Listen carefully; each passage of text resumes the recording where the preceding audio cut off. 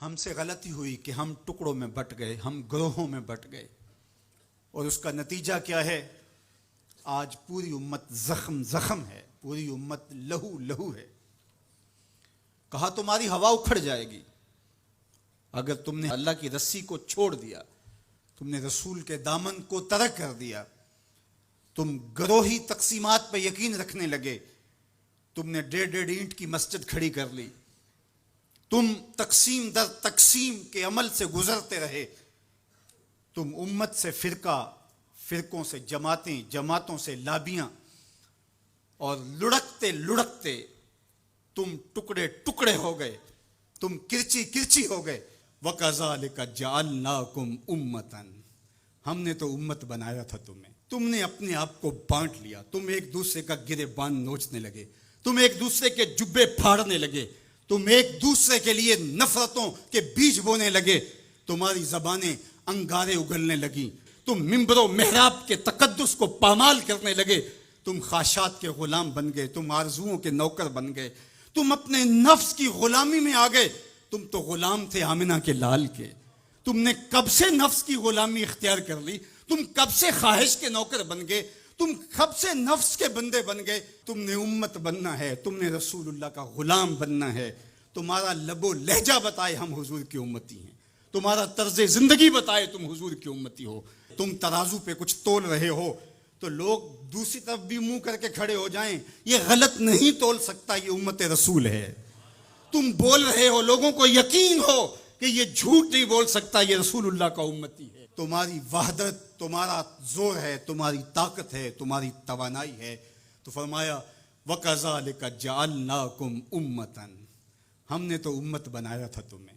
آج حضور کے قلب اطہر پہ کیا گزرتی ہوگی جب شام کی بچیوں کے منہ پہ تماچے مارے جاتے ہیں، جب بغداد میں حضور کی امت خانمہ برباد نظر آتی ہے، جب برما میں آری لے کر کے اعضاء کاٹ دیے جاتے ہیں، دشت لیلہ سے لے کے کندھار تک، غزہ سے لے کے کشمیر تک لاشیں ہی لاشیں بکھری ہوئی نظر آتی ہیں، بستی بستی کریا کریا، صحرا صحرا خون، امت والے امت کا ہے کتنا سستا خون۔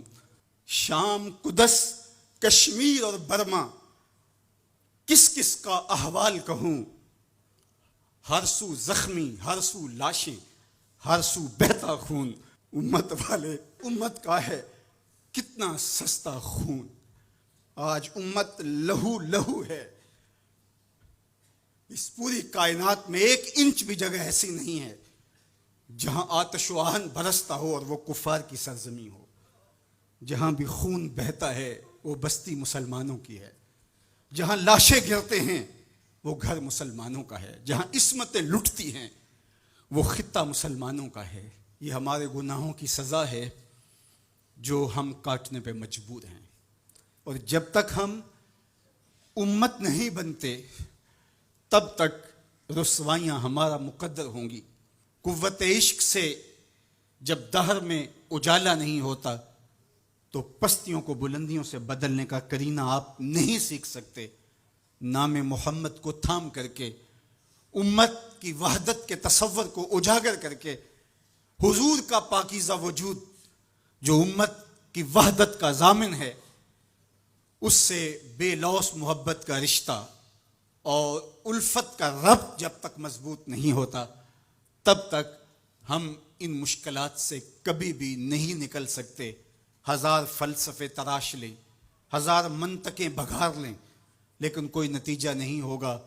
تمہیں نتیجہ تب ہی ملے گا جب حضور کے قلب اطہر کو آرام پہنچاؤ گے، جب امت بن جاؤ گے، جب حضور علیہ السلام سے وابستگی اپنا شعار زندگی بنا لو گے، تو پھر دہر میں اجالا اور روشنی حضور علیہ السلام کے نام کے صدقے سے نصیب ہوگی، اور تقدیر کا قاضی تمہاری سزائیں معاف کر دے گا، اور پھر نتیجہ تمہارے سامنے اس صورت میں نمودار ہوگا کہ تم بحر و بر کے مالک ٹھہرو گے، اور کائنات کے اندر حضور کے ساتھ وفا کے رشتے کے نتیجے کے اندر لوح بھی تمہارے ہاتھ میں ہوگا، قلم بھی تمہارا ہی مقدر ہوگا۔